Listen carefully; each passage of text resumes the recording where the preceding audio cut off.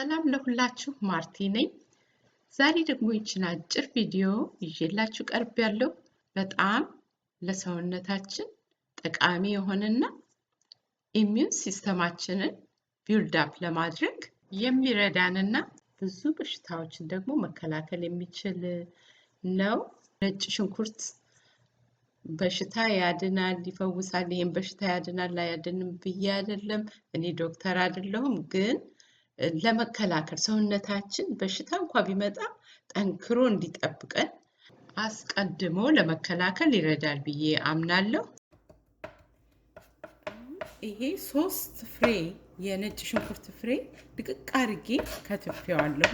የተጠቀምኩት ደግሞ ኦርጋኒክ ነው።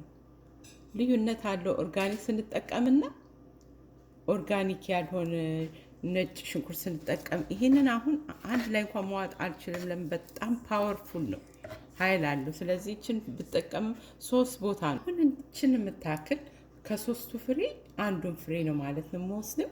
በላዩ ላይ ማር አድርግበታለሁኝ። ያቃጥላል፣ ኦርጋኒክ ስለሆነ እንደዚህ ቀልቀልን ብትፈልጉ አድርጉት። እኔ የወሰድኩት ለጉሮሮዬ ህመም ነበረ እና እንደዚህ እያደረኩ ነው የምወስደው። ጠዋት አንድ ይሄን ወስድና ወይ ውሃ ጠጣለሁ ወይ ኦሬንጅ ጁስ ጠጣለሁ። ይሄ ታንጀሪን ጁስ ነው። ከምግብ በፊት ከምግብ በኋላ ወይም ከምግብ ጋር መውሰድ እንችላለን። ግን ዋናው በእጃችን ደግሞ መከተፉን ወዲያው ፍሬሽ መሆን እንዳለበት የሀገራችን የገበሬ ዶክተር ሲናገር ሰምቻለሁ። በማሽን አትክተፉት የሚል ሰምቻለሁና ይሄ እንደሚጠቅማችሁ ተስፋ አድርጋለሁ። ለአንድ ለ2 ቀን ወስዳችሁ እዩት። የነጭ ሽንኩርት ኮሌስትሮል ይቀንሳል፣ የብለድ ፕሬሸር ይቀንሳል። ብዙ ጥቅም ነው ያለው ነጭ ሽንኩርት።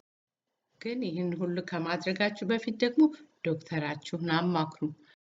በዚህ ላይ ደግሞ ፍሬሽ ጅንጅብል ክትፍ አድርገን አፍልተን በላዩ ላይ ማርና ሎሚ ጨምረን መጠጣት ጠቃሚ ነው። ይቺ አጭር ቪዲዮ ስለሆነች የምሳሌያዊ አነጋገር ጥያቄን በዚህ ቪዲዮ ላይ አላቀረብኩም። በሚቀጥለው ቪዲዮ እንገናኝ። በዛ ላይ ምሳሌያዊ አነጋገሮችንም ይዤላችሁ እቀርባለሁ። የቅዱስ እግዚአብሔር ጥበቃና ምሕረት በሁላችንም ላይ ይሁን።